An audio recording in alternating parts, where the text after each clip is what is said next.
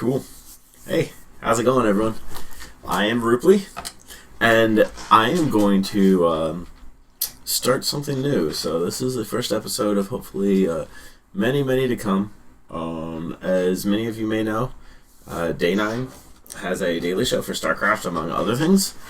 And I've been meaning to start a similar show for Dota, just because, I mean, why not? Learn about Dota, get better. And everybody wants to win it, obviously. So, hey guys, I'm gonna start a nice little web series, shooting for, when I first start out, probably just Saturdays at 1 p.m. So every Saturday, 1 o'clock. And then from there, I'll move on to Sundays, and as the show progresses, we'll see how I can do with other days. But for now, I'm just going to keep it simple, keep a couple days going, and I want to give you guys some nice analysis. Hopefully, you guys can get better at Dota. Alright, I guess that's all I've got. So, today, for the first one, we're going to cast a recent game, and I'm going to give some analysis on it. It was a game of Aliiance versus Relax, You're Doing Fine. So I have the game actually pulled up here. It's from Starladder Series 9. If you want to watch it, buy the ticket on Steam through Dota and watch it. It's an amazing series, amazing games, very well run. I love watching their stuff, among other things. So highly recommend it, but let's go ahead and just hop into this game, see what's going on, and hopefully I can give you some insight as far as what's going on into the game. So I'll go ahead and just kick off the game right now. Bam. Alright, here we go. So, Starladder Series 9, here we go. Alright, so this is a very interesting game, and a really good game. I really enjoyed watching it when I watched it.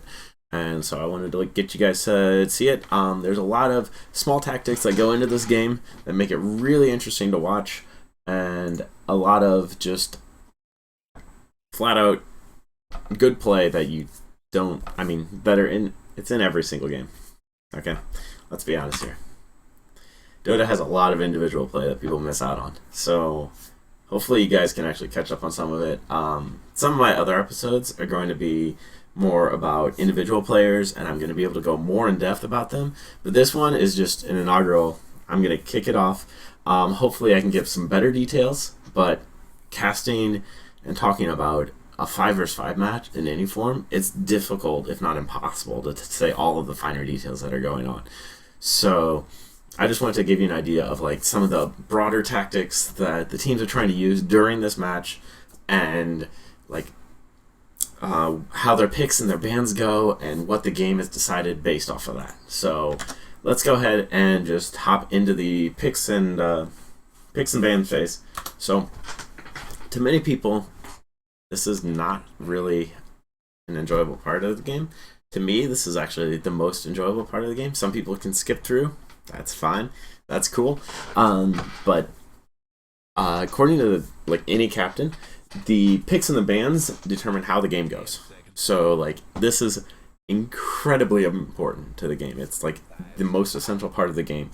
This reveals what cards you have in your hand, what you can play.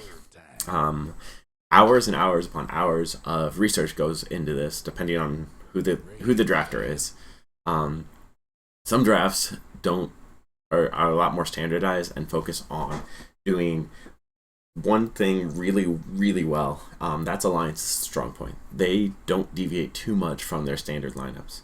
They'll pick an odd pick here and there, but usually they have a pretty solid lineup with players who've been playing the heroes for, at least a dozen games, if not 100 games. So we'll go right into the game. We've got Relax, You're Doing Fine, bans out the Invoker. Super popular pick as of late. Kingo Quaswex, thanks to that recent buff to EMP. So the EMP lets him go Quaswex. You can still go Quas Exhort, and it's really powerful in lane. So Invoker is just a laning powerhouse and a very solid mid-late game carry. He fell off for a while, but he's back now. There wasn't really a terribly good reason. A lot was changing in 6.79 to 6.8, so that's why he fell off, just because whenever the game changes, whenever the meta game changes, people will take time to figure it out. And while people are figuring it out, you can exploit things like tactics that don't take as long to execute and can be exploited, but nobody's figured out an exploit for it. That's why pushing strategies are generally really popular after a patch goes, and plus the patches also favor that a lot as well. So let's talk a little bit more about the picks. Alliance bans Batrider and Visage. This is not necessarily targeted towards Relax. This is just, hey, we don't like playing against Batrider, we don't like playing against Visage. So they want to just make sure that they're out of the pool. Same thing with Relax. They aren't terribly targeted. I haven't seen Aliiance play too much of Invoker. So, but S4 can play Invoker. So it's just a threat. The Ember Spirit first pick. Now, let me talk about the Ember Spirit. So, Ember Spirit has just gotten into competitive and he's been all over the place. And there's a lot of reasons for that. So first off, he is really good early game at staying alive and keeping safe, and he's really good late game. His mid game, unless you build items for it, is not as strong as other carries, but his late game is one of the best, if not the best, team fighting carries in the game. His strikes, Sleight of Fist, scales amazingly well with items, and especially the Battle Furies and the Desolators. So that's why he's been getting picked up quite a bit recently.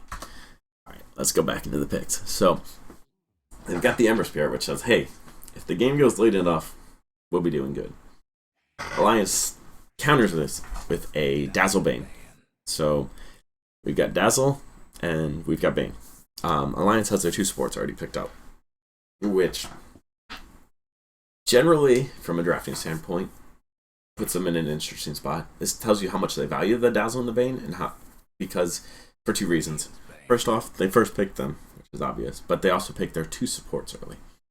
So by picking their 2 supports, they narrow down what Relax has to do for their banning phase, which is really nice for Relax. So they ban out a Doom.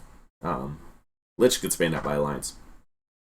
The reasoning behind this is that Aliiance really, really likes to secure their farm, and Lich is a hero that secures farm very, very well.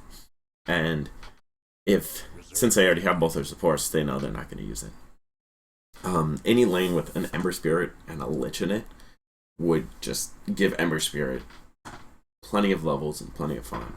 Or even, a dual lane mid with a Lich in it. Lich, just in general, cuts down the amount of experience. And Alliance's game is, you get more experience than the other team, you win. You get more gold than the other team, you win.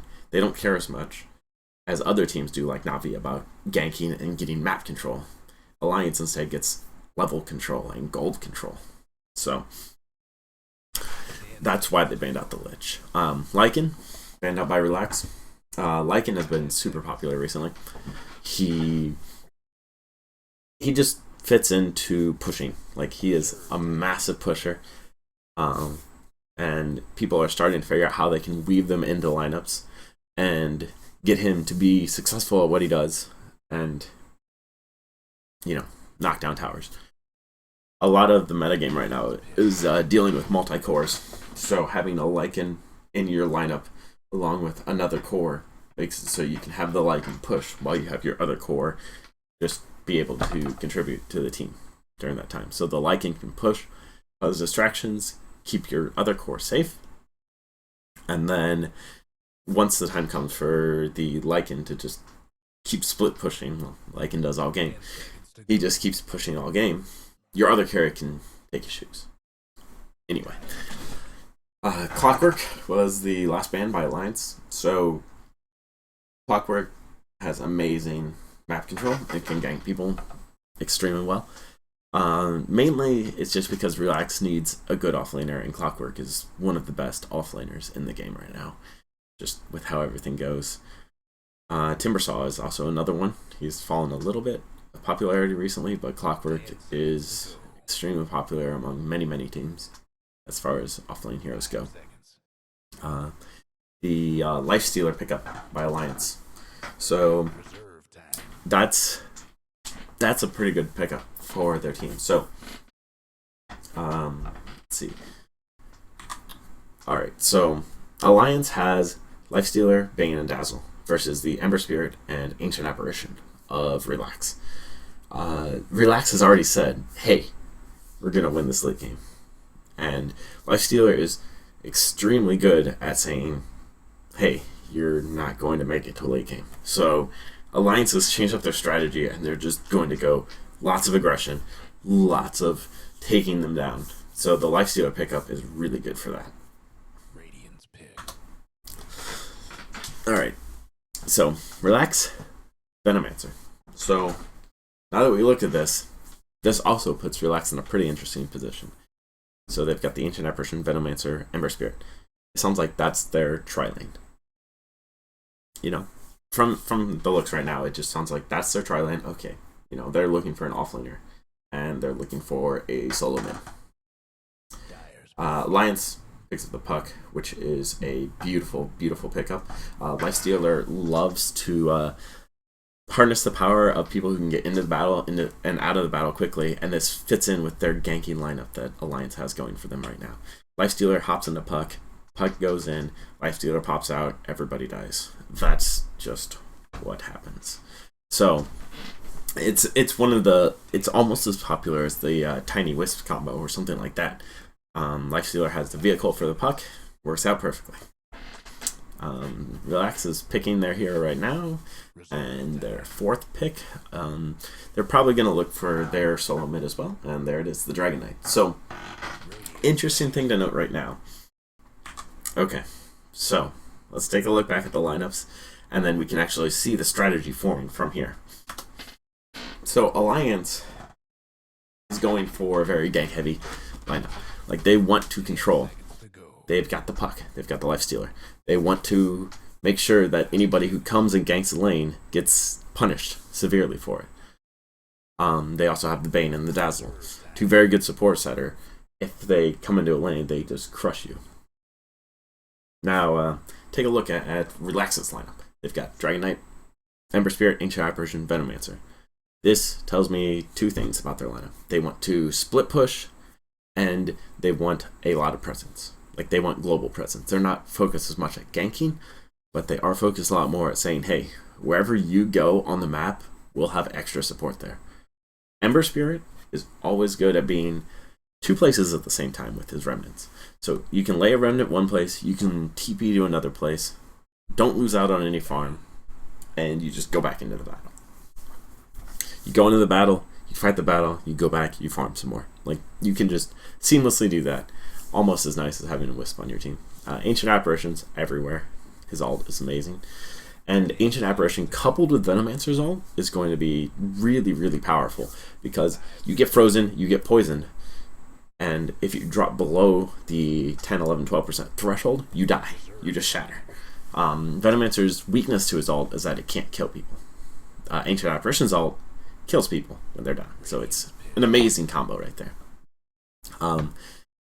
Relax needs a offlane, so Slark is banned. Very, very good offlane as well. He creates a lot of momentum, which is something that Aliiance doesn't want Relax to have, is momentum right now. And Relax doesn't have the momentum. Aliiance has the momentum advantage. So they're going to keep that going. The Timbersaw ban by Relax just says, hey, we see you need an offlane, ban Timbersaw. Which makes sense. Timbersaw is an amazing solo laner against pretty much anyone. And he's also really good against tri-lanes and dual lanes as well. He's very, very tanky, and it's hard to harass him because of his reactive armor. So Aliiance is going to pick up a hero, an Admiral Bulldog hero for the offlane. Chances are they're going to pick up a Lone Druid or Nature's Prophet. There goes the Nature's Prophet. So Admiral Bulldog, Nature's Prophet. This goes back to what I was saying before about Aliiance and their heroes. So this lineup right now is very, very reminiscent of what Aliiance has done many, many times in the past. You can look at this lineup, and actually a lot of them are seen all over TI3, even in the finals of TI3. Just take a look. We've got Nature's Prophet right here. We've got the Puck right here. You know, Lifestealer. three very, very, very common picks, even since TI3. They've been playing these heroes a lot. Loda's played Lifestealer a bajillion times. S4 has played Puck more than I can count. And Nature's Prophet, I think Admiral Bulldog has a tattoo of Nature's Prophet somewhere. I mean, he's got to by now for how much he's devoted his life to just playing Nature's Prophet. Bane, also very common pickup. Dazzle. We've actually seen Aki play a lot of Dazzle recently. So, Dazzle has grown a lot on the scene, just from the sheer fact of armor reduction is good, and his heal is really good. Like, he's good at keeping a lane carry safe, and he's really good at his armor buff is amazing for team fights. So, not to mention his poison touch has got a lot of buffs. And oh my gosh, I want to talk about this right now. So I actually just paused the game because of this Naga Siren. I did not pause the game. That's okay. A Naga Siren pickup, big deal. So why is this Naga Siren a big deal? If we look at the Aliiance lineup, their main carry is Lifestealer. Their, in fact, only carry is Lifestealer. They have a Nature's Prophet as well, but their main carry is Lifestealer. Just look at this. So the Naga Siren is amazing against BKB, and Lifestealer's main strength is that he has a built-in BKB pretty much. So what Naga has is Naga has nets, and so Naga can net and ult. So the Song of the Siren can work whenever, like, you can Song of the Siren right after you get Nature's or Lifestealer to uses Rage. And if you do that, you can focus down Lifestealer and you can kill him. So then it's a 4v5 team fight. You have 1v5 until Lifestealer's dead, and then you go and kill the rest of the team. So this Naga Siren was an amazing pickup. Amazing pickup right there. Because it threw them off. But what actually happened is X is going to be playing the Naga, or Dread is going to be playing the Naga Siren, and he's going to be playing it as the number 4 position support. X is playing the Venomancer, so he's going to actually be getting farmed this game, which threw Aliiance off and did a really nice move in the draft. This makes Aliiance not really know what's going on. So much so, in fact, that what we've got going down here is we've got EGM is just scouting out the jungle. They're securing the rune up top with Aki and S4. And Aliiance is looking to see what's going to happen to Relax, because Aliiance knows that there can be a lot of variance in the laning structure for Relax. So they're going to switch this up. I mean, if you look at Alliances, you're like, okay, you know, they've got a Nature's Prophet offlane solo. They've got a tri-lane with the Lifestealer, and they've got a solo mid-puck. So that's initially what it looks like, but EGM scouts out Dread and 285 and X coming down to the bottom lane, which says, hey, they're going to do an aggressive tri-lane. Immediately after this, Loda went down from the bottom lane to the top lane. So we're already going to see an aggressive tri-lane between EGM, Aki, and Loda. And another thing I want to know right here. Aki, he did not skill the Shadow Wave until the beginning of the game when he got an Illusion Rune. So Shadow Wave does damage based on how many illusions are nearby. And having an Illusion Rune with a Dazzle at level 1 is just like getting a triple damage rune. It does 240 physical damage just with your illusions. He's able to block Shock Blow from getting the first creep wave, so that's really cool. He was able to just stop this experience from getting grabbed by Ember. Right here, bam. Okay, so you guys, when you're playing your games, I want you to do this all the time, okay? So what I want you to do is use the Art of Surprise to your advantage. EGM was last seen from Relax's side way down in the bottom lane. He was down here in this area right here. Like, there's no reason why you would think EGM would be up top with Aki. You would just think that the lanes are going to be the same. So, to their knowledge, EGM was just, you know, jungle pulling or stacking or something like that. Well, he wasn't stacking because it was warded. Out of nowhere, EGM comes up with Aki, and they get the surround. Keep in mind this heal does 80 damage per target, and we have 3 targets here. So, check this out. I want you to check this out here real quick. So let's go back into the game. Watch this. This surprise Gashashko at the very beginning of the game.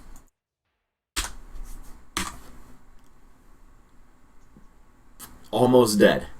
He's almost dead. Just take a look at this. He has 133 hit points. Just out of the blue. Almost died just from one blast right there. That is the power of having a surprise attack with the supports early game. He's forced to use a salve and just continue farming. Meanwhile, we've got Dread rotating up to the top, as well as 285. So we're going to have a solo Venomancer down here against Admiral Bulldog's Nature's Prophet, which will be a better position for Shoklo. I can never pronounce his name. I'm so sorry. I'm so sorry. But he's going to be up here now, tri-lane versus tri-lane. This is actually a really good thing that makes good teams good, and it shows the gap between good teams and great teams is the ability to adapt your team lanes just on the fly like this. So right here, EGM has Nightmare going. Like, he's ready to cast Nightmare. He is just ready to cast it. He was ready to cast it on Dread. This is the first time he's seen 285. So what EGM does is immediately turns around. Nope. He knows when to commit, when not to commit.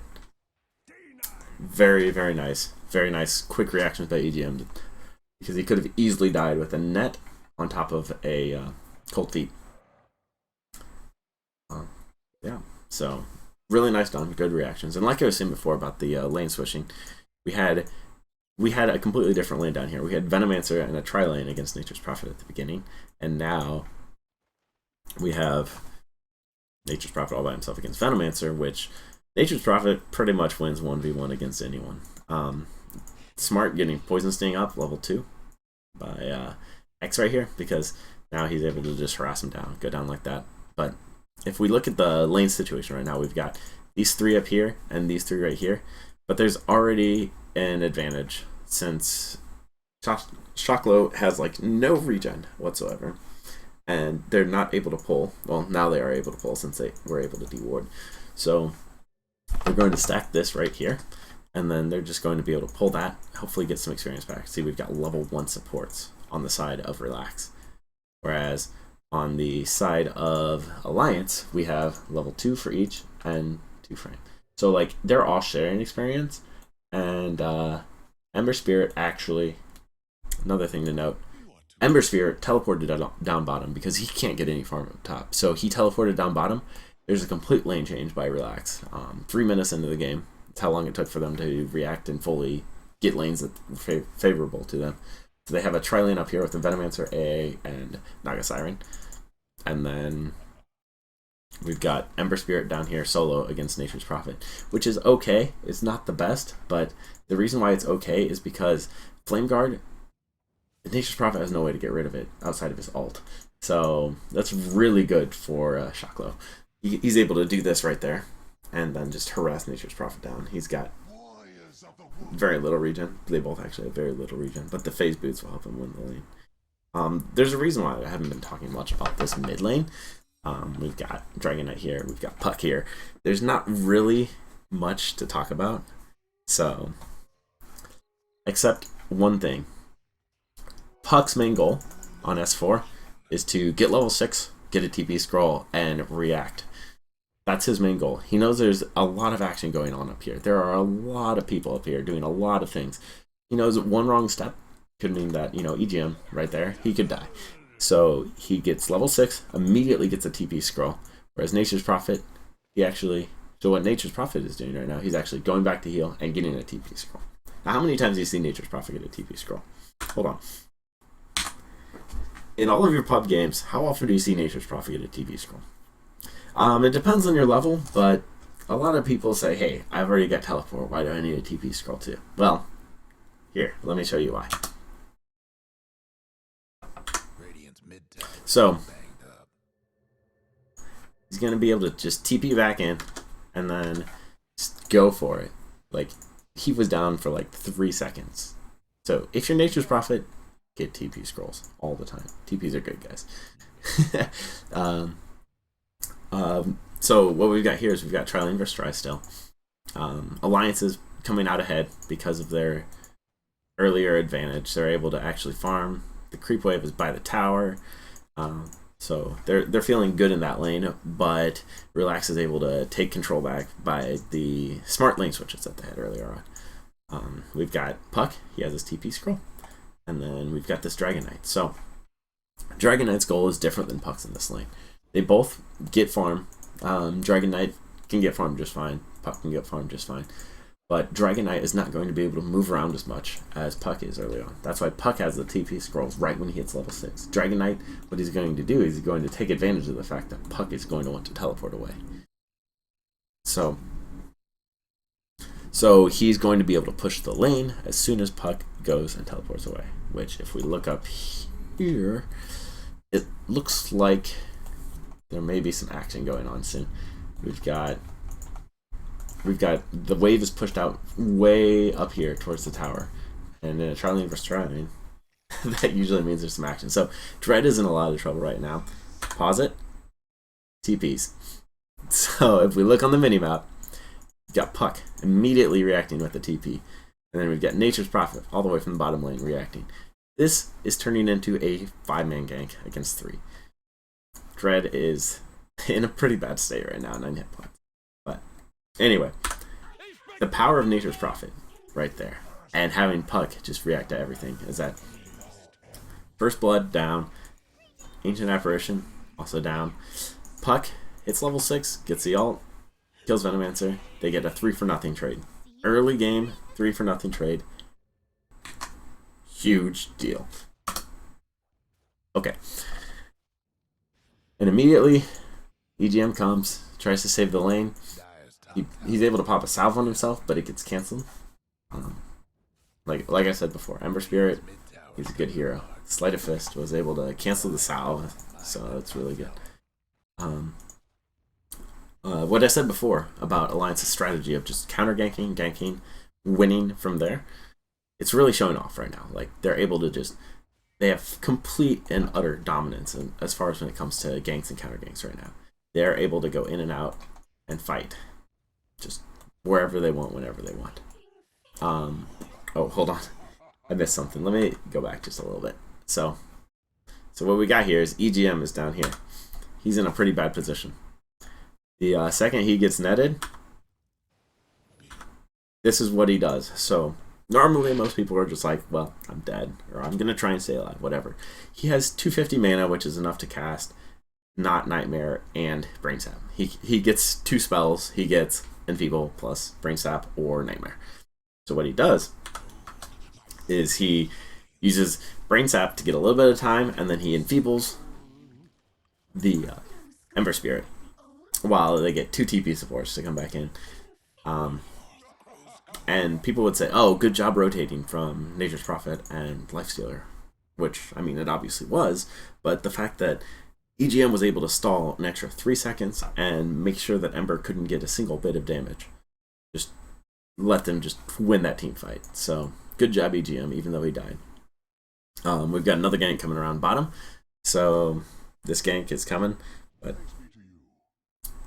we'll see what happens from here. So they're able to come down.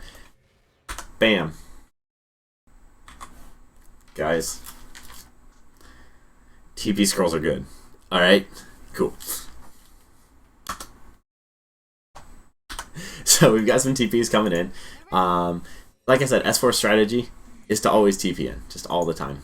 Admiral Bulldog is everywhere on the map at all times, just as well. But those 2 TP scrolls are able to make it so that they're able to just completely stop the entire aggression by Relax. So, like, crisis averted. Except for Loda. Poor Loda is taking a lot of hits. This is what I was talking about Naga being really, really good against Lifestealer. Even though he was enraged, he was still in place the entire time because that level 2 net, 3 seconds out of most of his rage time. How long is his rage at level 1? It's 3 seconds. So, there you go. He's raged, he's netted. No win. No good. So, anyway, that was basically what's going on with Aliiance's strategy. So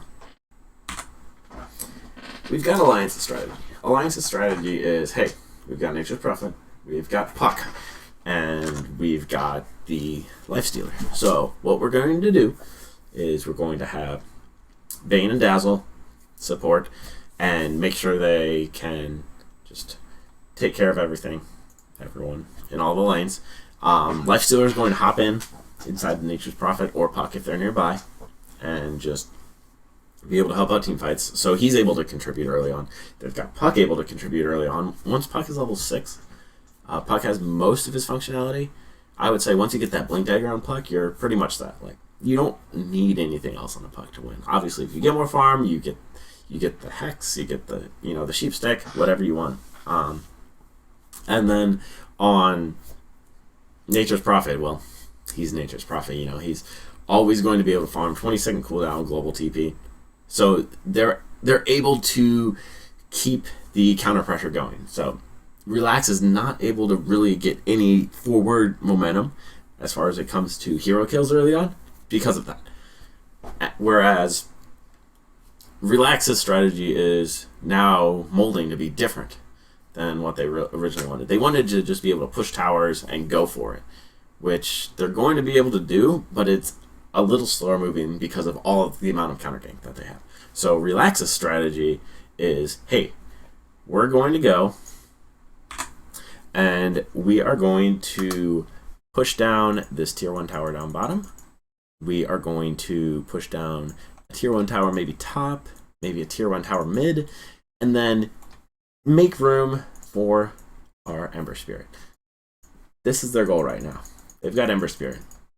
He will be able to, he will be able to pretty much kill the entire team of Aliiance just straight up once he gets enough farm, which is very, very scary by Aliiance. They're kind of on a timer there, but luckily they have like a Nature's Prophet to split things up, as well as Lifestealer, who will fall off eventually unless he gets a lot of farm early on. He doesn't have too much farm early on. He only has 30 CS 8 minutes in, which, I mean, isn't free farm, obviously. He doesn't have a Midas or anything like that, so he will not be the powerhouse that we've seen on other people like Havost when he gets free farm on this Lifestealer. People say, oh, how does he do that? It's because he gets 75, 80 CS in 10 minutes, has a 3-4 minute hand of Midas, and you're like, okay, well, that makes sense now.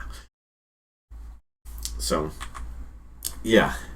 So what's going to happen right now is that we're going to see that the Aliiance is going to continue ganks and counter ganks, and Relax is going to use heroes to push as safely as they can, which luckily they have Naga Siren and Ember Spirit. So Naga, when she gets her ult, eventually they'll have a nice getaway if they need to, or they have a nice setup, and they'll be able to hold down the Lifestealer completely.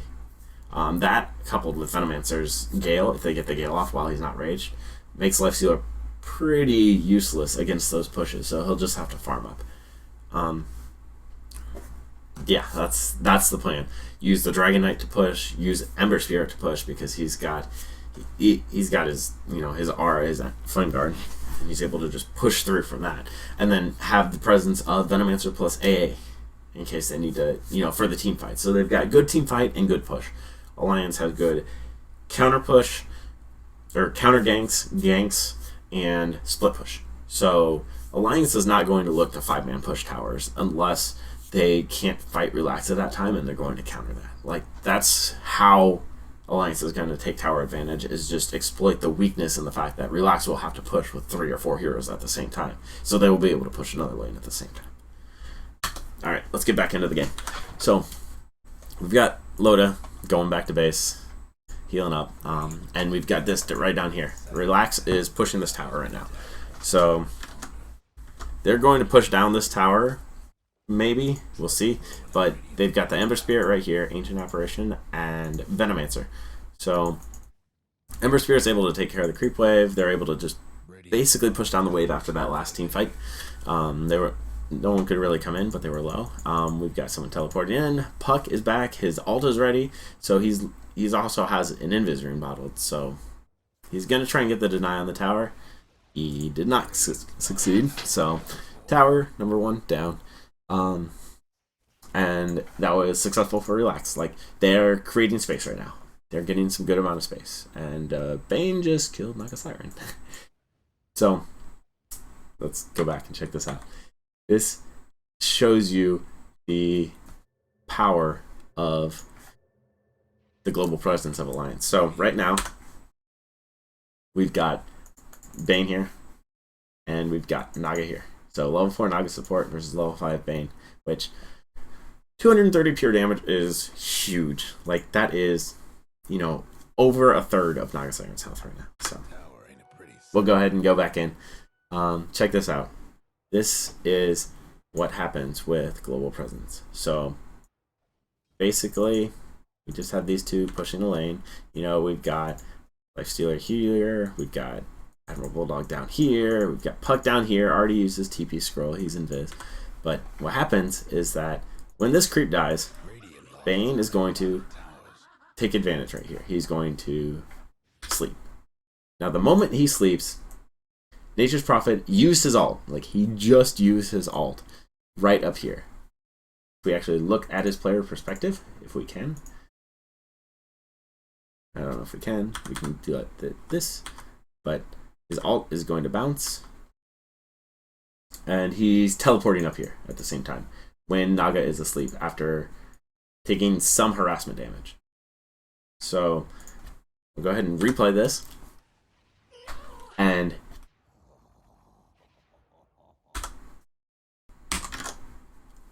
what? So, Brain Sap, Nature's Prophet ult. That's it. That's it. That's all it took. And Naga Siren's dead. Like, that kind of global presence is incredible. Nature's Prophet. And he even TP'd in just in case. But now what's going to happen is, see, they've lost their Naga Siren. They've lost some control. They're going to be able to now pressure that top tower. So, let's go back into the game. And here we go. We've got the top tower. It's probably going to take a good amount of harassment here because, yeah, because we've got Nature's Prophet able to summon some trees. He's doing some really cool stuff with these trees. And he's able to actually, like, stop this creep wave from attacking the tower. So they're able to secure this kill. So they're able to secure the kill on the tower. Maybe not. We've got a Dragon Knight coming in. Alright. So, fortification at 49 hit points. Hey guys. Remember what I said before? Yeah. TPs are good. Always have one. Always have a TP. Always counter TP. Alright.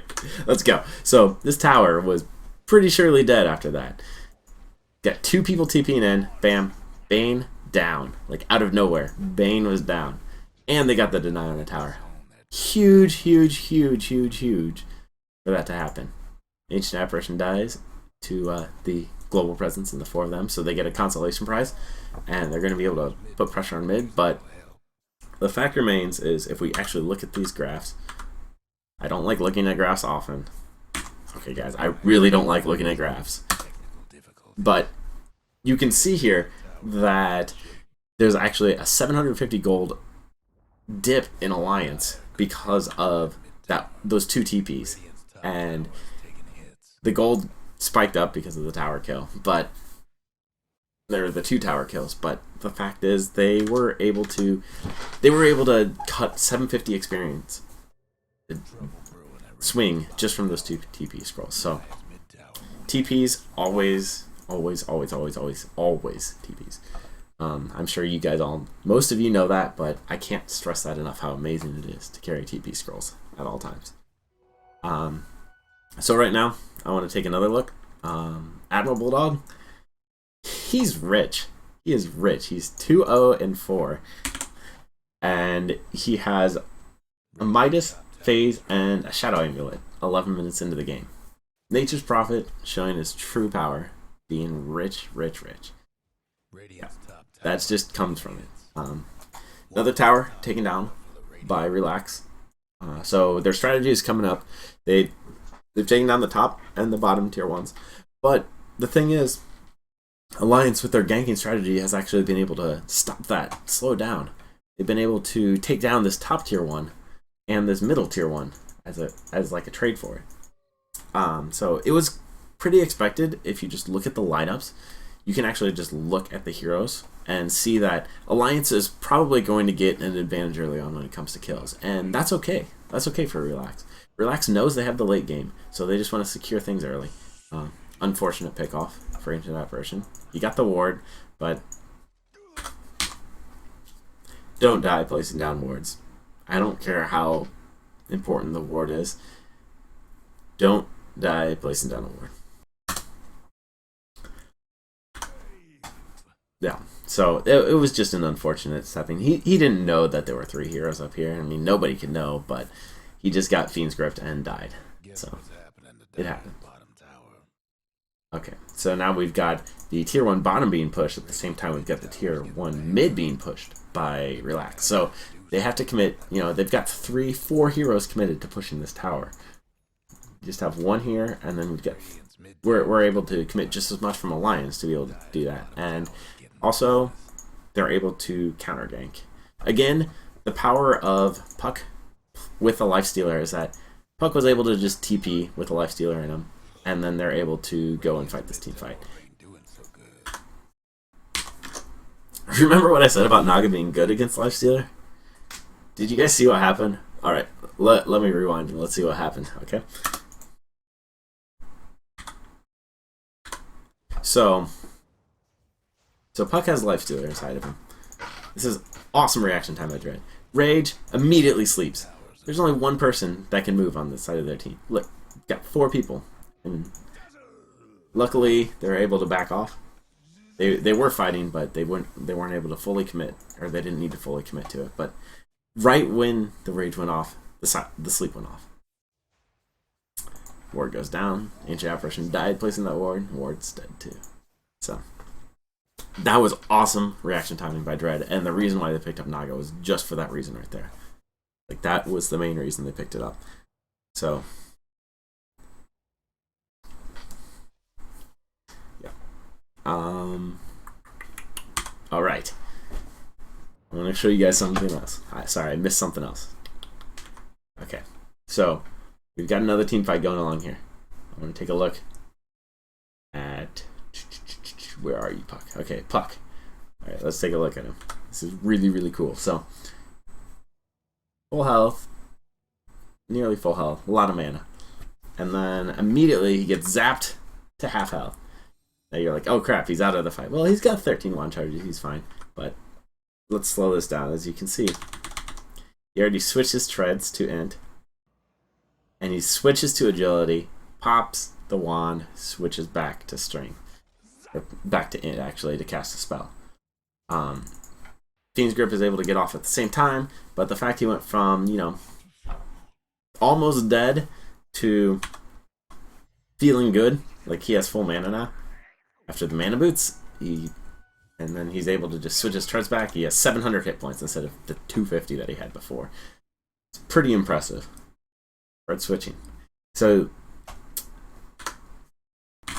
for those of you that don't know, a tactic that's used pretty much all the time in mid and high level games is tread switching. So, Magic Wand, Bottle, Mana Boots, Soul Ring, they all give you mana, just straight mana numbers.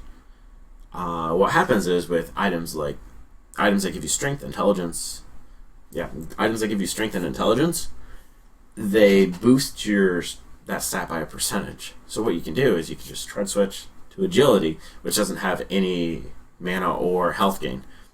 Pop it, and then when you switch back to strength, you'll keep the same percentage of health. That's why you gain way more health when that happens. I mean, he went from actually we can go back and see, but he went from 250 health to 600 health with 13 wand charges. You usually get, about 190 health from that.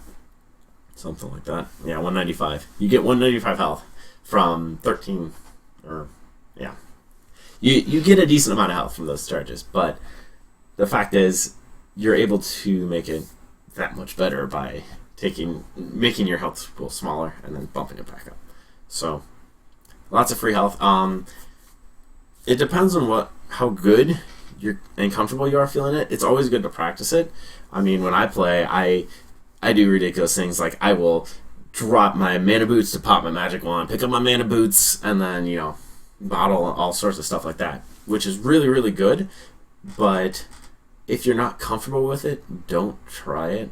I mean, you can definitely try treasure switching because there's no bad thing, but if you drop your items, there's a risk that it can die. So if you're not comfortable with it, don't do it.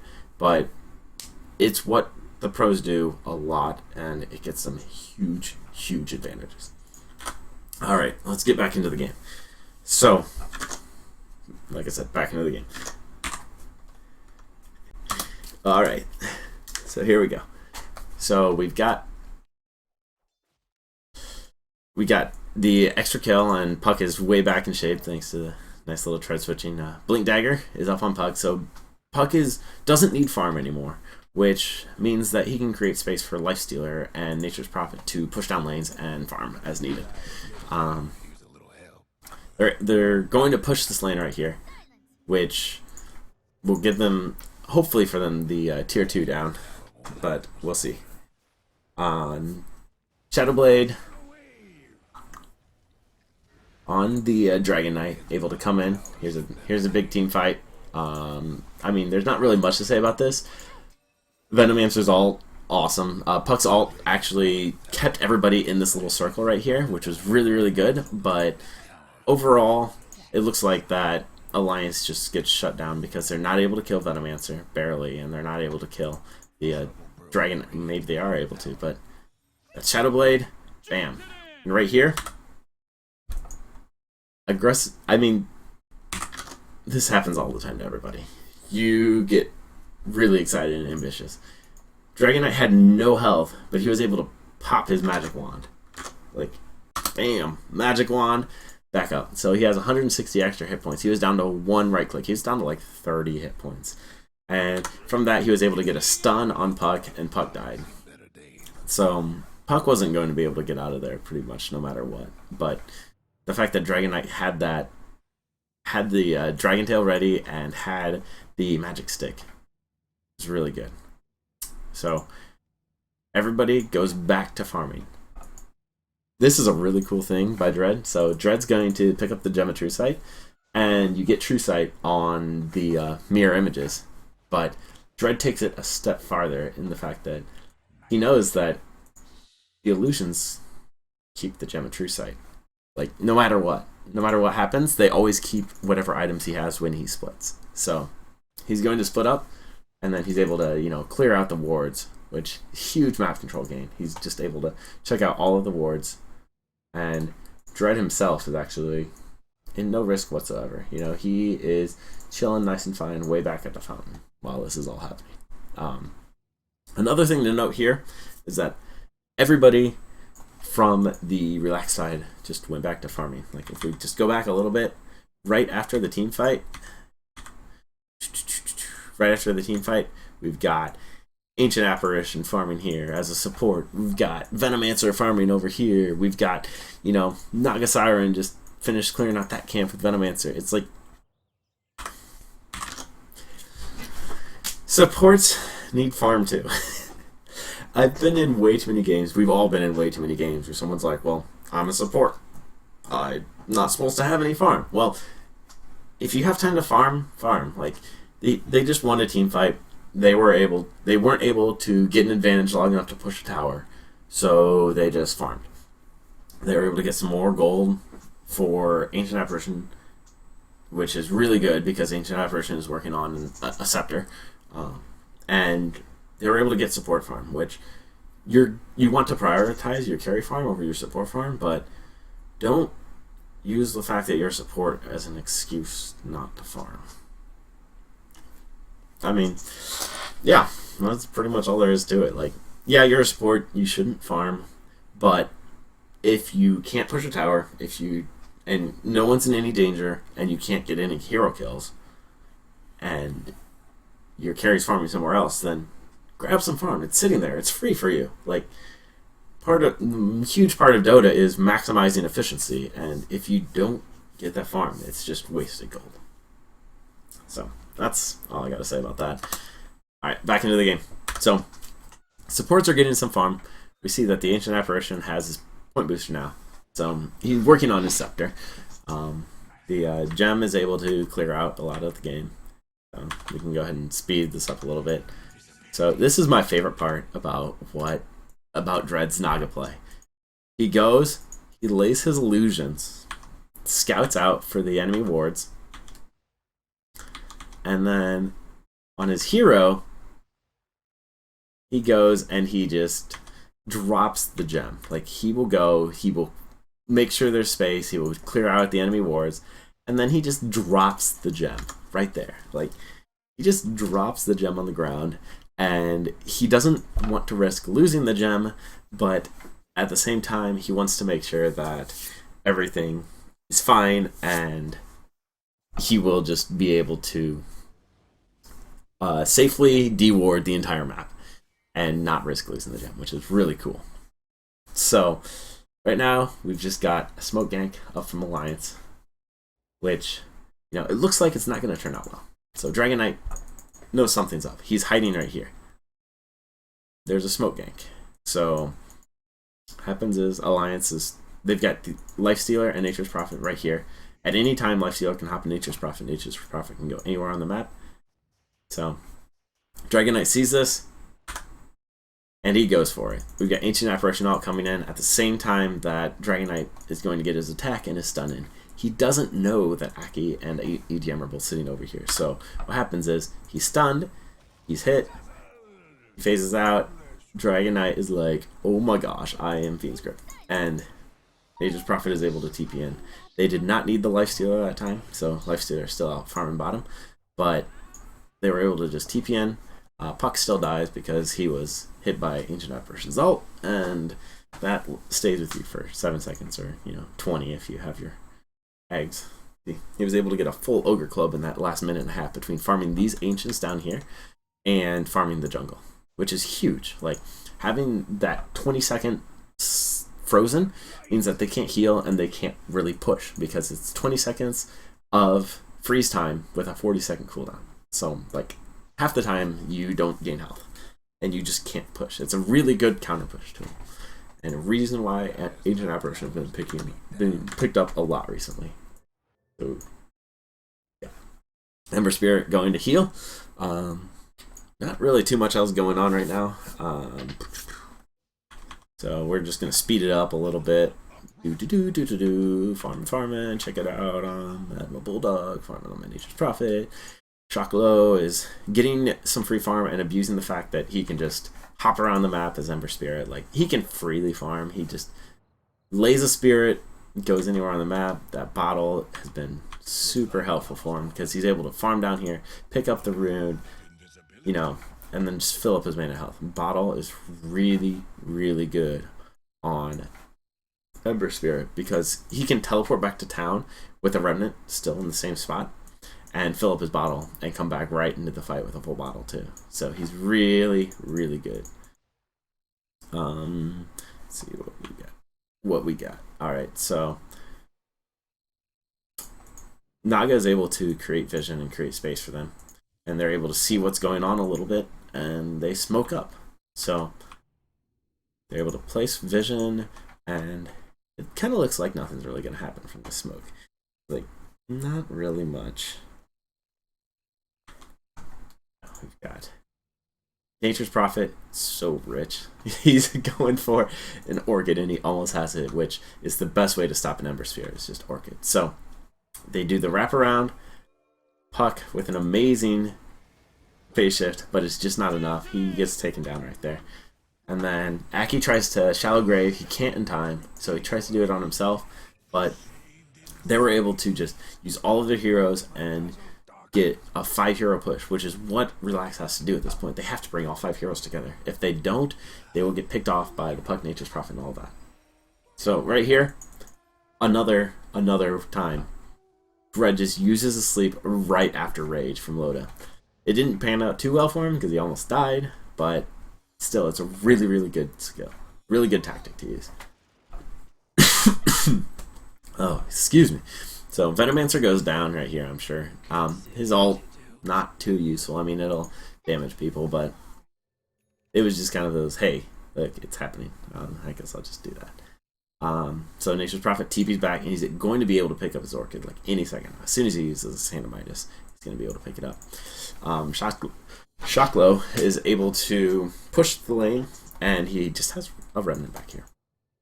Just a Remnant. So, you know, he's always safe. He's always safe. In fact, he can even go back to town. This was what I was talking about. Use the bottle. Oh, one thing I want to talk about. Battle Fury on Ember Spirit. So a lot of people are like, hey, Battle Fury on Ember Spirit. It's a super farm item. Blah, blah, blah. That kind of stuff. Actually, not really.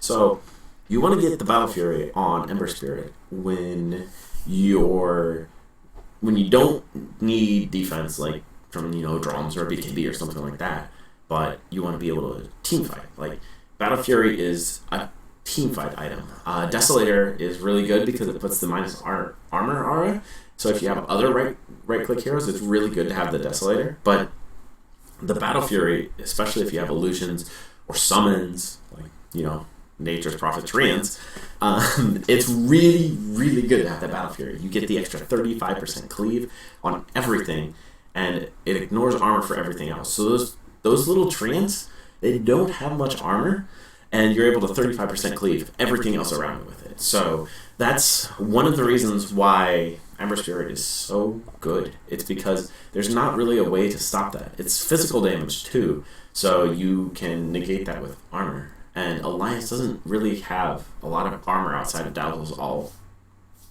Just at all, really.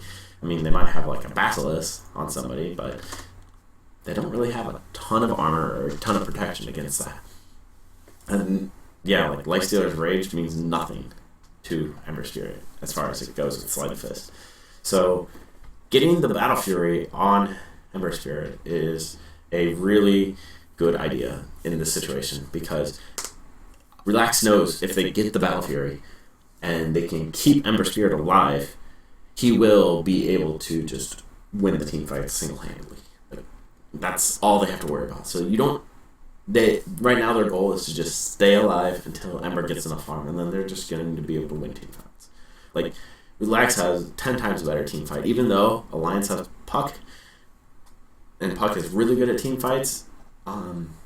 Relax has Naga Sleep into Ember Sleight of Fist, into Venomancer's ult, into Ancient Apparition's ult, and then Dragonite to take all the damage. Like, they have the team fight. So they're going to want to team fight, and with that, they're going to have Ember be the backbone damage dealer for the team fight.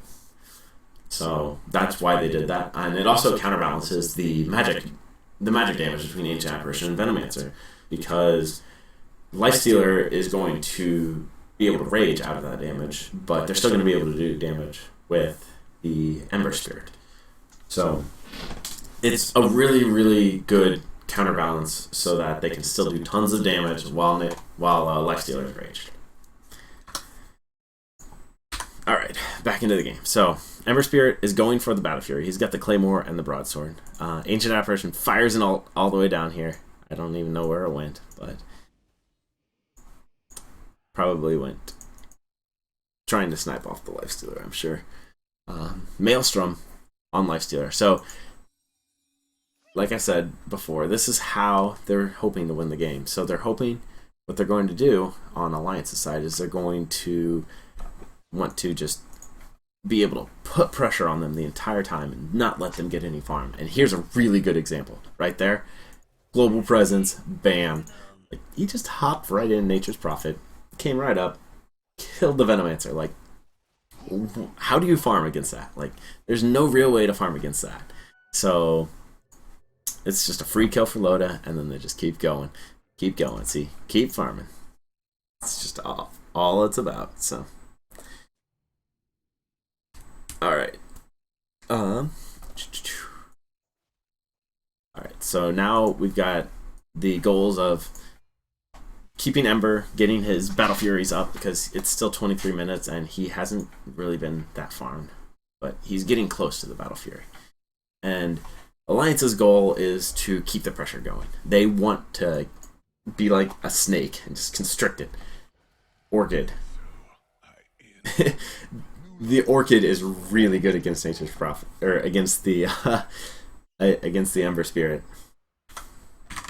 Like, really, really good. Like, if you ever play against an Ember Spirit and you're a 3-position, 2-position, or even a 1-position hero, if you're getting the farm, if you're not a support, get the Orchid. Like, Ember Spirit cries when he sees silence. Like, he just cries. He just withers down. All he is then is just a right-click hero with, low stat gain.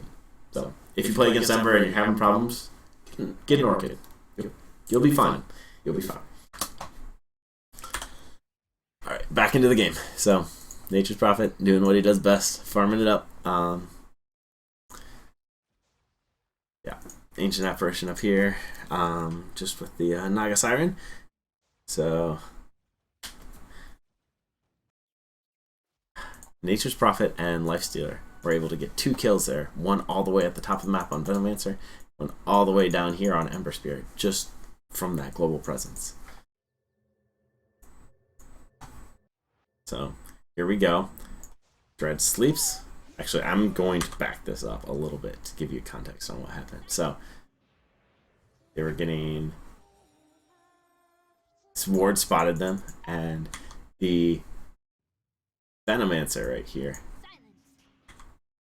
Oops. Getting my hotkeys a little mixed up, but that's okay.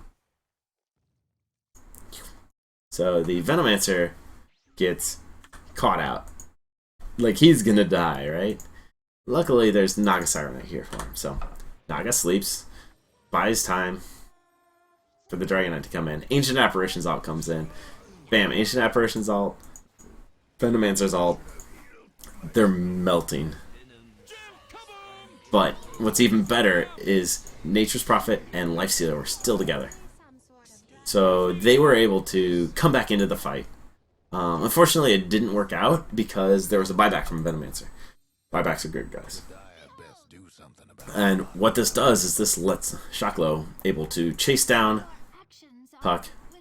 Lifestealer actually got the gem from Naga Siren, but almost is he going to be able to kill Venom? Nope. Okay, he got yeah. So they're able to pick up the gem and get it back. So this one buyback from Venomancer secured them the kills on both Puck and Lifestealer. And it got the gem back, which is huge because the gem, more so in this game than other games, is just letting Relax feel safe and, get their farm safely. Shocklow is able to know exactly what's going on, and Aliiance knows, like, nothing because of the gem and the illusion split. Like, there's nowhere that they can put their...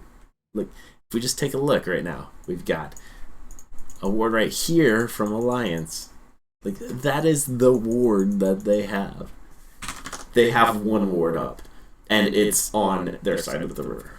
They don't know what's going on the other side of the base. They can't know what's going on the other half of the map. Over here, we've got an observer ward up for Relax. So they actually have some vision of the other side of the map. They even have the rune warded as well. So they've got some vision. We can go ahead and just speed it up here because, well, Naga Siren is creating space, killing the only ward that they had. So, Nature's Prophet is pushing this lane. Alright, so, it's like trying to stop the engagement, save the tower. Not really too much going on here, this is just your typical standoff. Hoping the guy to get a hop in. Naix is inside of... Oh, sorry, Lifestealer is inside of Puck. Pulling out the old Dota 1 names over here,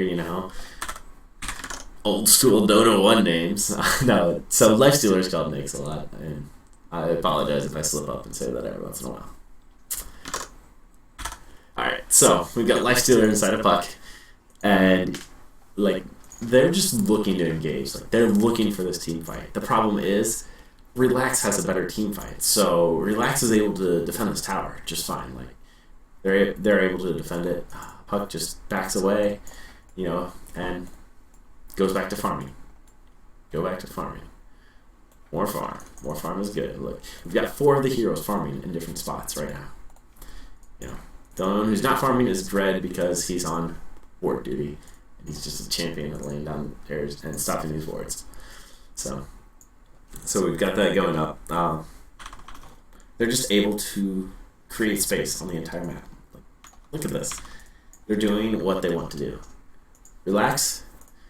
Got Shocklow way down at the bottom, just farming by himself. You know, he can just lay a spirit back whenever he's feeling in danger.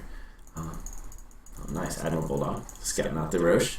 So, oh, hey, wait, you're still looking at me. Let's go back into the game. I have no idea how long you guys were looking at me. That is totally my fault. There wasn't much going on, I promise. I promise, guys. So, back into the game. And we've got Shocklow just farming down bottom. Admiral Bulldog is checking out the Roche pit with his trance. And it looks like Relax is going to do Roche. So this is a really good thing about Relax's lineup. That they're able to safely take a Roche because of Naga Siren's sleep and because of their teamfight advantage. So they're able to go into here and essentially their goal is to either force a team fight or to get Roche. Like, if Aliiance does nothing, they get Roche. If Aliiance does something, they have a team fight engagement, and everybody has their ults ready. Like, everything is ready. Everything is ready from both teams, but the team fight's better for Relax. So Aliiance has two choices here. They can go in and fight, which everyone's around to fight, or they can split push. I guess they can do both because they have Nature's Prophet, but that Dazzle ult is really, really good, and it actually makes them push off because they can't take that armor chain. Putt goes in because of that, but he gets stunned by Dragon Knight with the Shadow Blade. So, like, that's good. Once again, Rage, immediate sleep. Immediate sleep. Just like, hey, like, your team's not going to be able to help you while you're raged. That's what's happening. Admiral Bulldog's getting kills. Yeah, so Relax lost 2 heroes. Aliiance lost 1. We've got... Oh, that was really, really good by EGM. Really, really good by EGM. Wow. Wow, I never even saw that. Holy cow, that was really good by EGM. So he TP'd a millisecond after he got shackled by the Ember Spirit with the Searing Chains. So he was able to just TP out of there with like 2 hit points. So really good by EGM there. Sorry, I got excited from that. So let's see. Roche, bam. So Aliiance was able to get their Roche on, and Lifestealer picks up the Aegis. So this is looking pretty good for Aliiance right now. They've got the Roche, they've got the kill advantage, and now they're just going to be able to take towers. Admiral Bulldog's up here pushing top, and they're just going to push. So this tower, dead. Down, dead. Admiral Bulldog takes out a tower. So what's really, really nice for Aliiance right now is that they have the Aegis. They have all of their spells. This is an opportune time for Aliiance to push. So they don't really have a pushing lineup, but you have to take the advantage, take the push, take the game. Like, the whole point is to take the base. Now Loda gets hit out with a stun. Low health. Not really that big of a problem. He was able to dodge the Venomancer Gale. S4 creates space, but Lifestealer got hit with that Ancient Apparition ult, and he's probably going to die. Luckily, that's why Dazzle's picked. He's able to keep his carry alive. And Bane got picked out right there. So what's really nice for Aliiance right now is that Venomancer's ult is down. Even Ancient Apparition's ult is down. Sleep is down. They're able to just go in, pick off people. Dragon Knight with his 10,000 armor makes him really hard to kill. And his 4-second stun. 3.25. Feels like 4. But so, right here, Loda gets caught out right after he uses his rage. Like, his rage is still on cooldown, and he's dead, and his team is nowhere near him. In fact, most of them are dead, besides Dazzle's right here, and Nature's Prophet, BKB'd, and down at the bottom farming. So, Loda is in a bit of trouble right now. The disadvantage to the Aegis is that sometimes it gives you a false sense of security. He was not able to rage. He got Gale. He got stunned. He got netted. He got dead. So, Lifestealer down. And what this really brings for the Relax is that Venomancer has a Scepter now. So he is doing 108 damage, or 81 damage, or 108 damage for 15 seconds. So he's able to do like 1700 AoE damage with his ult on top of AA, Ancient Apparition hitting his ult, which he almost has the Scepter as well. They're able to, pretty much just the two of them, kill most of Aliiance as far as team wise goes. Like, they're able to kill out Pug straight up, they're able to kill out Bane straight up, they're able to kill out Dazzle straight up, and Nature's Prophet even has a hard time. Like, Nature's Prophet and Lifestealer, just because of their BKBs, can stay alive. But right now, that team fight is scary, and Relax is able to just dominate the team fights. Like, oh, I know this strat, EGM. So, this is really, really funny. So, Bane sees the illusion rune right here. He has a Gem of True Sight. Dread has been doing this all game with his Gem of True Sight and his illusions. He pops the illusion. Hey, what's up? Passing of illusions, no big deal. No big thing. But he goes, it finds a ward.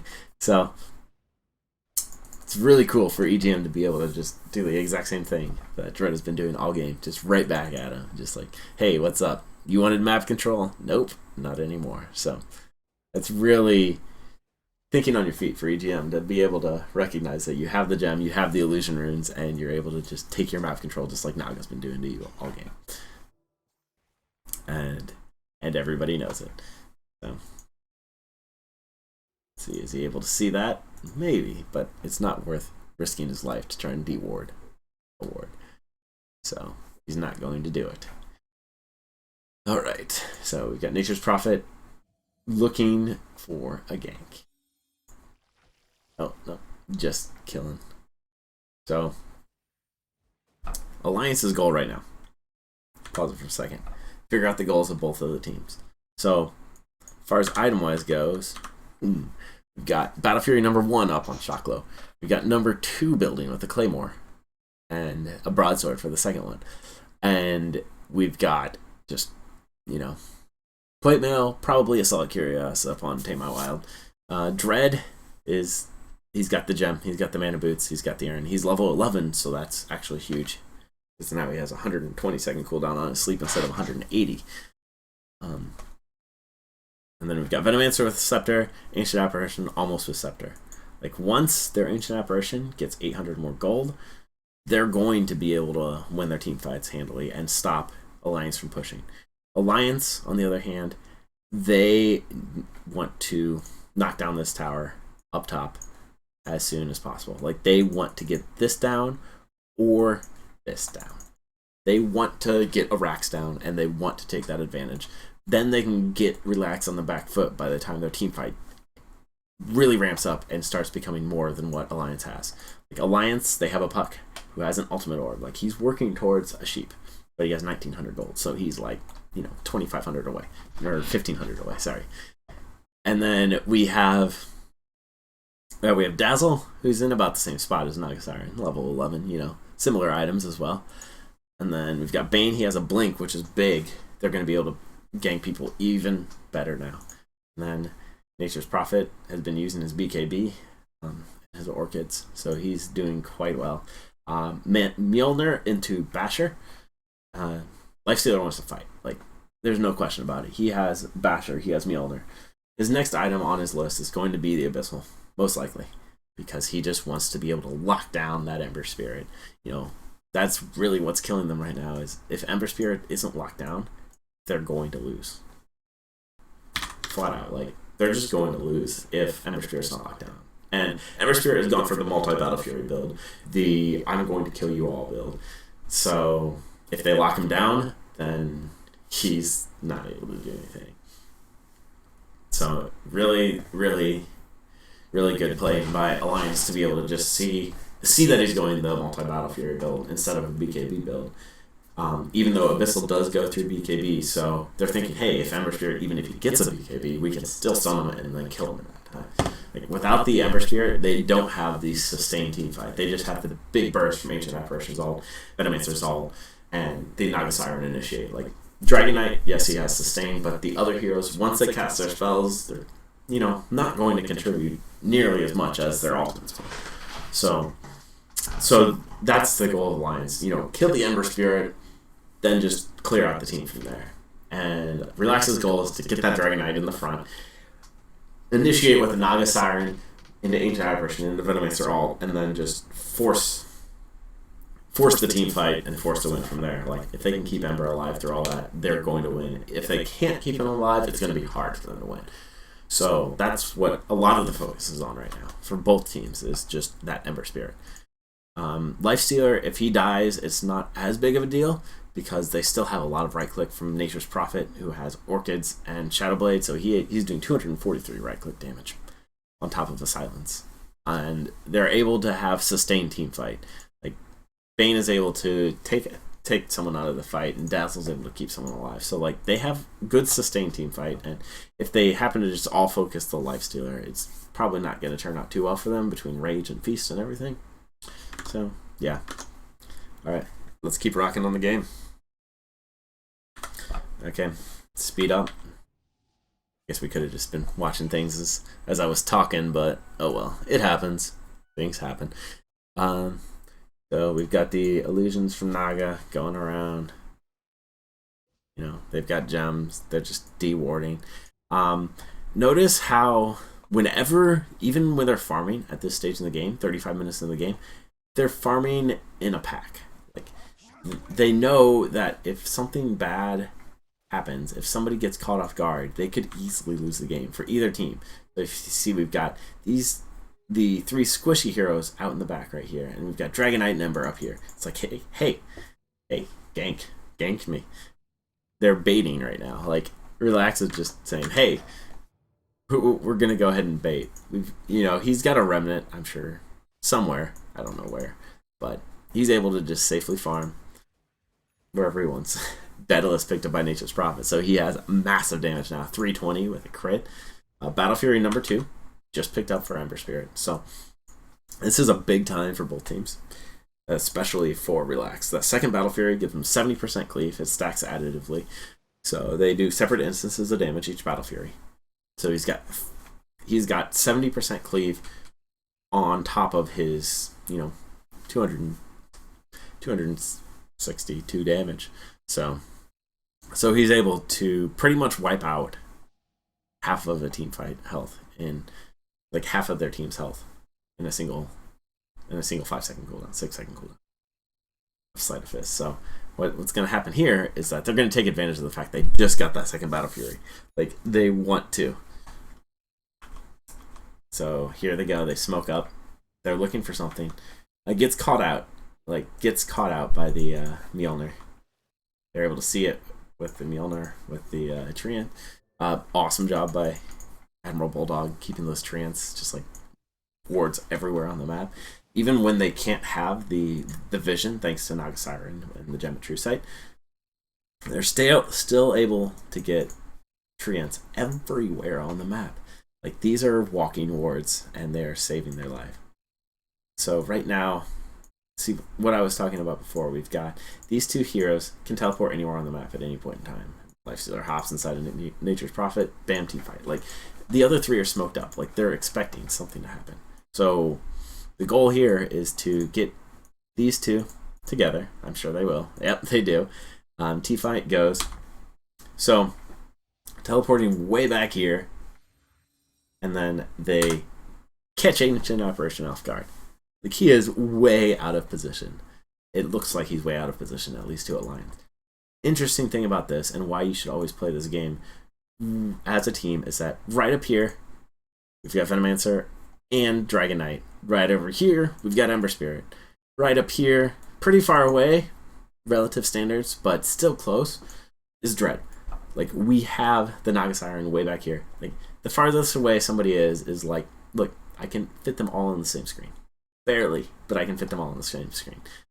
So, even though he got caught off guard, and it was really bad, like, he got caught off guard, the fact that they were able to farm that close together for everybody means that you're able to react to things like this, and you're able to go to the team fight at any point in time and still get your farm. Like, that is amazing efficiency right there. You're able to just, you can farm, you can protect your team, and you can kill the other team if they come nearby. Especially in Relax's point, they have the better team. They have the win when it comes to the team fight. Aliiance, they have the win when it comes to ganks, so they gank the Ancient Apparition. But as we'll see here, this is what happens when your teammates are really close when you have it. So he runs up here, Ancient Apparition uses his ult, Venomancer uses his ult, and everybody dies. They're all dead. So, cool. And then the sleep during the BKB, just because it's what Dread's been doing all game, and it works out really well. He's trying to catch Lifestealer off as well as Nature's Prophet. Nature's Prophet dead was the higher priority target. They wanted to get the net on Lifestealer as well. Then they could have gotten a stun from that, but it didn't happen. I'm pretty sure they're happy with a 2 for 5 or 2 for 4 deal. Ember Spirit went down again. He's doesn't have much defense, so it's a really tough spot to be in as an Ember Spirit. But we've got the Naga Siren and the Dragon Knight and the Venomancer being able to push. They're not going to be able to push much longer. Puck will be back in 10 seconds, and if anybody gets caught out with like a sleep right now, they'd die. So, they were able to pick up a tower down here, which is really good. So Relax able to come back from that and get a nice pull. So defensive ward's up, so more offensive ward, but look at that. Farm everywhere. Farm everything. So EGM, he knows what's up. He's like, oh, they probably have a ward around here. Bam, and they do. But he can't see it right now, and he's actually going to pay for it with his life, possibly. Oh. That's another reason why Ember Spirit's picked up a lot. Did you see what Shocklow did there? Here, just go back. So, Shocklow was thinking the same thing I was thinking. He was like, oh, man. So, he sees EGM lay that ward, and he's like, oh, I'm going to go in, I'm going to kill him. Oh, wait, there are 3 heroes here now, all of a sudden. No commitment whatsoever. Just one Fire Remnant, and he's gone. He is gone. He's out of there. So, here comes a Roche fight. So, they're going to start fighting Roche. Similar to how Relax does this, they're just going to fight, and they're going to have to get out now that they're all frozen. Probably for 20 seconds now. Yep. Ancient Apparition was able to finish up his scepter, so they're all frozen. But they engage. BKBs go flying. There's Venomancer's ult. Venomancer's down. But he was able to take out a few of them on the way there. So.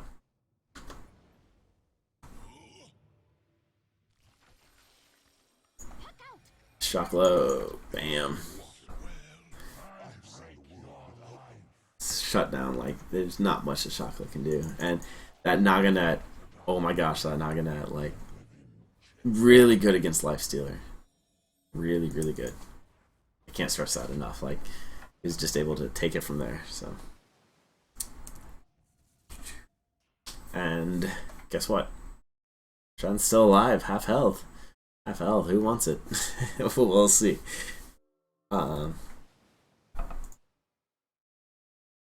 So, this is an interesting point in the game where a single Roshan can determine the game. Lifestealer's back again. Pretty sure the sleep plus net was able to keep him safe. Dread was also able to TP out before sleep could come on him. But this gives Aliiance a really good position. Sleep was just used. Venomancer's ult on cooldown. You know, Ancient Apparition's ult is even on cooldown. Like, they have this Roche kill. Like, Roche is theirs. And this is actually really needed by Aliiance because they're kind of on a timer, like I said before. But now is the best that it's ever looked for Aliiance. Like, they have the Aegis. They have, you know, Venomancer's ult is, it's back up again, but he's also back up. So, Because with the scepter, it's a 60-second cooldown. I guess even without it, it's only 60 seconds, so it's like nothing. They're looking to kill a tower and a Rax here. Like, they just want to.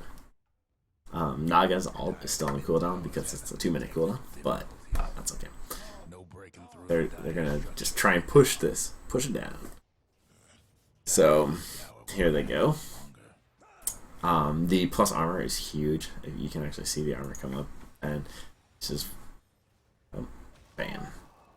So was only able to hit Ancient Apparition. Oh, and Puck did get hit with that. So.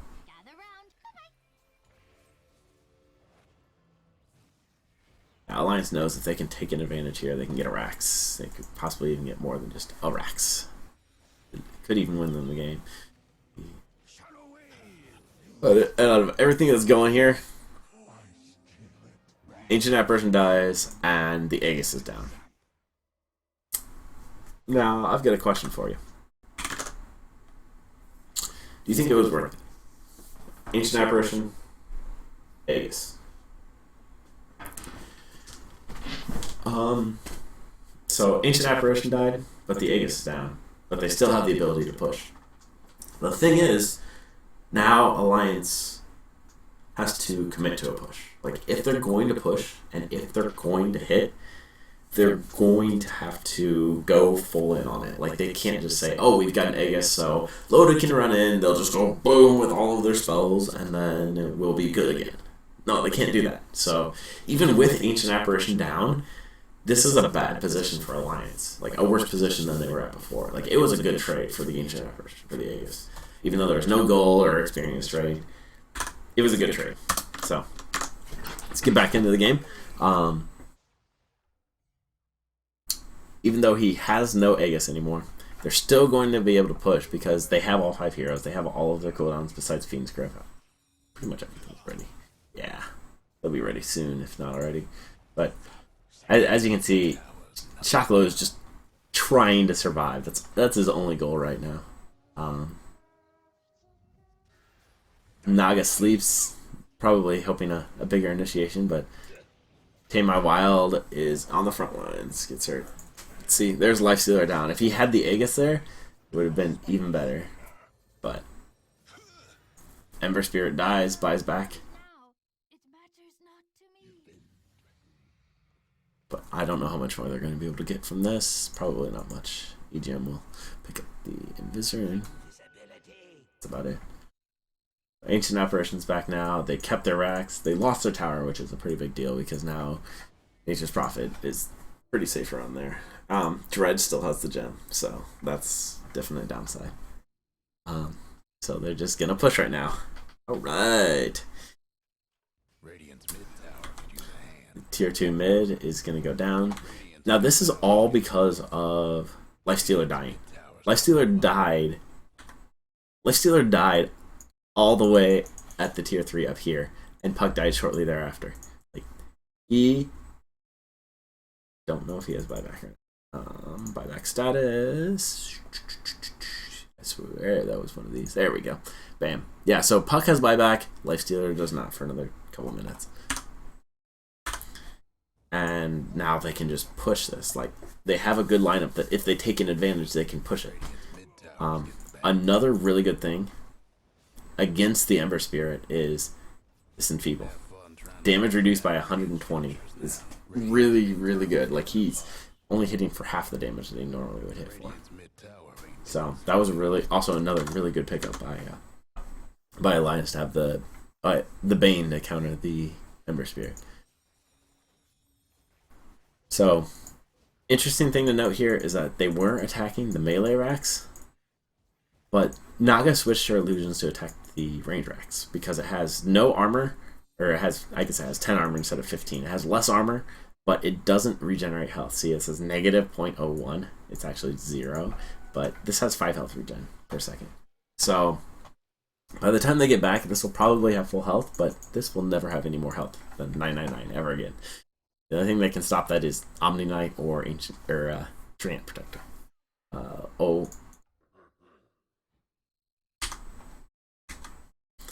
One thing that I bet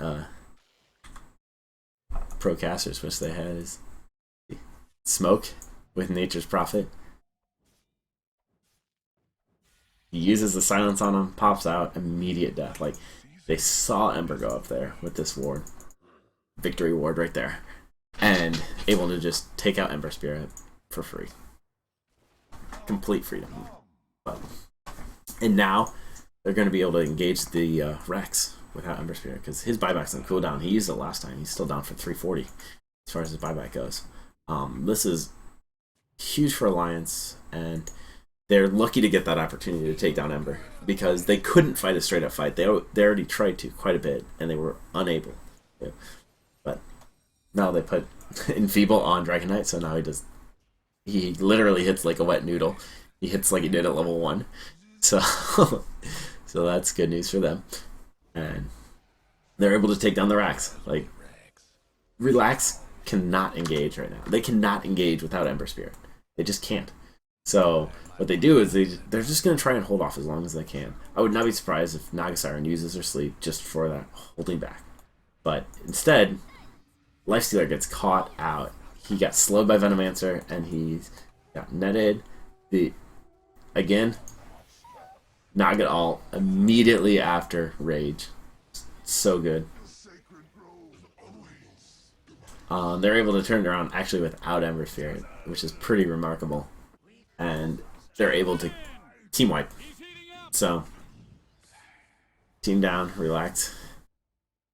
Got a team wipe, but S4 bought back. So, S4 still in. He still has the Scythe of Ice.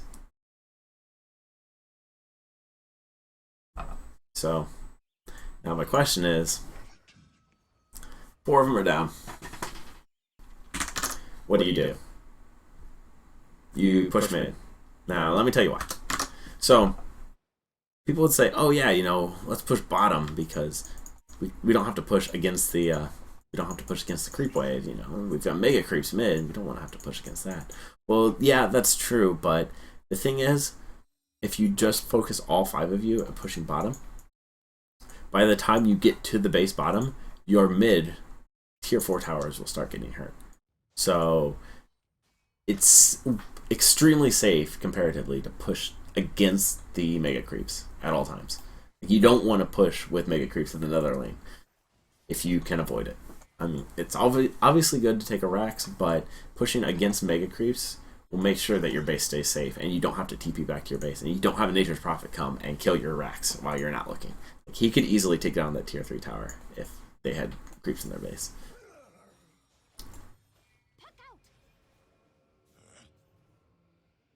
Again, Dragon Knight is hitting like a wet noodle because he's enfeebled. One nice thing about Enfeeble is that it has a 20-second duration, 10-second cooldown, so you can theoretically cast on 2 heroes at the same time. Naga Siren, once again, attacks the range Rax, just because they're not going to be able to take down a Rax. Might as well get one to half health. Done. So, Roche, not up yet. It's only been like 7 minutes. But it will spawn in the 8 to 11 minute range sometime. And then they'll go for it from there. So yeah, that's why they push mid. Naga Siren now has a Blink Dagger on top of a Halberd, which is really nice against the Nature's Prophet or the Lifestealer, especially the Nature's Prophet, because he's able to do so much damage from so far away. All of that. Yeah, level 69 HDI version. Let me speed it up. There's not too much going on here. I mean, everyone's just farming this 5, pushing towers where they can, Team fight. Dread's checking out the world with his illusions, his champion illusions once again. We got Aki over here. I don't think that Relax even has a mechanism. No, they don't, which is odd because 95% of games, or 99% of games, you want to get a mechanism on your team somewhere. But if you don't get one in time, or you just can't afford one, then you can't get one. But getting a mechanism before like 20 minutes, especially 20 minutes, but ideally before like 15, is really, really good. It just lets you push, gives you 5 armor for pushing, 250 AoE heal so that you can just keep going. Keep going. Satanic on Nature's Prophet. So he's running out of ideas. Alright, so now we've got an engagement on top. Keep in mind, middle axe is dead, so nobody has to worry about that on the side of Aliiance.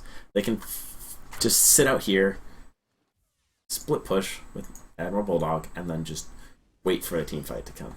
Like they want to keep Relax contained. They want to, essentially they're playing to Relax's biggest strength and using it as a weakness. So they want to keep Relax all together to win their team fights. And because they need everyone together to guarantee a win team fight. But in doing that, Admiral Bulldog can push through bottom. They can have a push going up top at the same time. So they want to keep Relax together. As weird as it sounds, because that's where Relax is strongest, they want to keep Relax all together so that Nature's Prophet has a chance to split push. And there you go, Nature's Prophet once again, scouting Rosh. So Roshan is up once again. And this will be an engagement. So at this point in the game, Roshan can make or break games. Like this Roshan kill right now, if it was to go either way, it's a pretty big benefit to either team. Like it's huge. The biggest benefit is the fact that you've got an Aegis, and I think this is the third one, so it'd be a cheese as well. So 3 cheese. So the big benefit to this is that you can engage, and the other team has to kill whoever has the Aegis. Yeah, see, look, there's cheese on this Rosh, so they have to kill whoever is up in the front. So like the Lifestealer or the Dragon Knight, whoever gets the Aegis is gonna have to be focused down. They might even put the Aegis on Ember Spirit because Ember Spirit is so fragile that Dragon Knight seems to be okay with taking the damage. But they have Aegis and Cheese, so you have to focus on the Aegis carrier if they go in way before everybody else. So they burn a bunch of spells on them, and then you just come back and you explode all over them. So like it gives you an extra hero in a team fight. Now Aliiance already has another hero because they have Nature's Prophet who can just teleport back in with a buyback. But it gives them a 7th hero, essentially. Like, you only get 5 at a time, but you get 7 total heroes for a team fight. So it's really, really, really important. Like, the later a game goes on, the more important Roshan is to the game. Like, Roshan can secure a gold advantage and an experience advantage early on, but at this point, neither one of those two really makes a difference.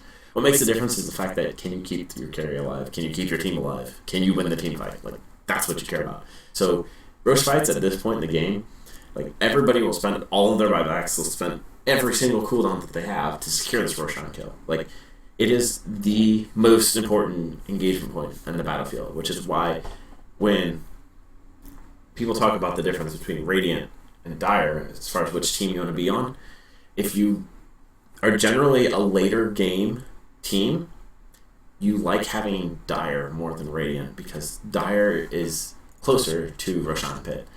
And if you have even that little minuscule advantage on the Roshan Pit, you have a bigger chance of winning the game. If the game goes late.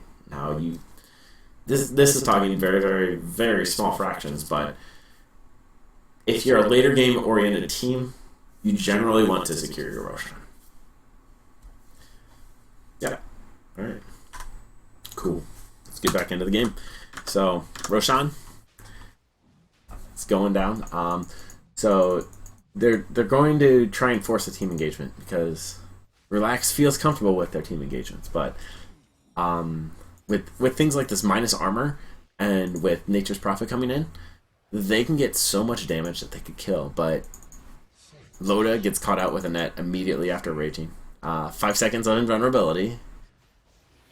But it probably won't be enough. Oh, he hops inside of Admiral Bulldog. That's actually really, really cool. Like, you've got a Lifestealer in there. But Admiral Bulldog goes down. Loda goes down. So, like, Nature's Prophet bought back. Lifestealer bought back. Puck bought back. Like, everybody's just like, okay, we've got to win this. We've just got to win this Roshan fight. Win the Roshan fight, win the game. That's how important it is. Like, they're spending all their buybacks. Everything's going out in this. People say, oh yeah, you know, buybacks for base. It's like, this Roshan is that important. This little thing right here, this little rock, the Aegis of the Immortal, most important item in the game right now. Not kidding. It is the most important item that either team could have, and that's why everything was just spent for that. Like, Dazzle buys back too. Like, everyone buys back. Buy back. Everywhere. And they're going to go and try and take down Shakla, but Ember gets the cheese, Dragon Knight gets the Aegis, probably. Admiral Bulldog goes down. Yeah, Dragon Knight gets the Aegis. So, even though they were able to take the Roshan, their base is still dying from technical difficulties. From the creep wave pushing in. And that's what Alliance wanted. They wanted to secure that type of advantage to force longer engagements to basically destroy Relax's base slowly. But they were only able to get one rack so far, and that's not enough to actually take out everything. Like, they needed the second racks. The engagement up here, they needed to take down this tower and take down another racks, at least one of these two, in order to keep the top lane going as well. That would have been very good at securing them a nice win. But now they're pretty much on the back foot. So Alliance, buyback cooldown. Nobody can do anything for like half a minute at least. So these two Raxes are dead. We'll see if they can take a bottom Rax as well from this, but I mean, probably, because they still have a lot of time. But actually, they just go for the GG. Why not, right? Cool. So, yeah, they're just going to go ahead and push for the end of the game. Not too much more to say about this, I don't think. We've got the push, we've got the Aegis, we've got the cheese, and we still have Nature's Prophet and Lifestealer dead. Good game, well played. So, there we go. Alright. And that's that. So we can take a look. So that was Alliance versus Relax. Yeah. So the main things about that game is that Alliance was able to see where they wanted an advantage and how they were going to get their advantage. The reason why they lost, just to put it out bluntly, is that they weren't able to capitalize on their timing window. They weren't able to take down the base when they needed to take down the base, or get enough of an advantage by a certain point in the game to where they were going to be able to take the victory. Puck is not a good late game. Dazzle is actually pretty good late game because of the armor bonus and the Shallow Grave with a 15-second cooldown. He's really good. But Bane is not as good late game as he is early game. He's a phenomenal early game, but later on he tends to not be as effective with his Fiend Script because he has to channel it as well. And Naga Siren scales infinitely into the late game. Her illusions with the gems were doing fantastic work. Dread was a champion there for that. Venomancer, not played as a support, usually doesn't scale that well, but he was able to stay alive long enough to use his ult every time, which is what Venomancer does. Use your ult, die. Pretty much how Venomancer goes. HA Operation doesn't really die late game because he can be anywhere on the map and help out. In fact, the farther away he is from the fight, better off it is for him. And yeah, other than that, it's just the fact that Relax had a better late game and they didn't cripple early on. They were able to take down Aliiance, who is, well, I mean, they won the International, so they're not a bad team at all. And Relax is not considered a Tier 1 team. They didn't go to the International last year, anything like that, but games like this show that Relax knows what's going on, and even if you're not a Tier 1 team, you can win games against a Tier 1 team. I mean, I don't want to harp on Alliance, they're amazingly good. They just happen to lose this game. So it happens. You can't be perfect, right? Just ask some other teams. They've tried being perfect. It doesn't work. But anywho, I hope you guys like this. I'm gonna start doing more. I might do one even tomorrow. Just talk about one player in particular. Go through technical details about it. But I don't know. I hope you guys like this. I'm gonna put this up on my YouTube channel as well. You can check me out here on Twitch, twitch.tv/Rooplee, RoopleeTV. And you can check me out on YouTube, RoopleeTV. So, if you have any questions, feel free to leave comments on this video. I'm going to be posting my email up on that really soon. So, I'll have an email so that if you have any questions, any comments, any games you want to send to me, just go ahead and refer to that email. It'll be up on my YouTube channel as well as on my Twitch stream. So feel free to email me for that. But anyway, thanks guys for tuning in. Yeah. Looking forward to hanging out with you guys again. And cool. Take it easy.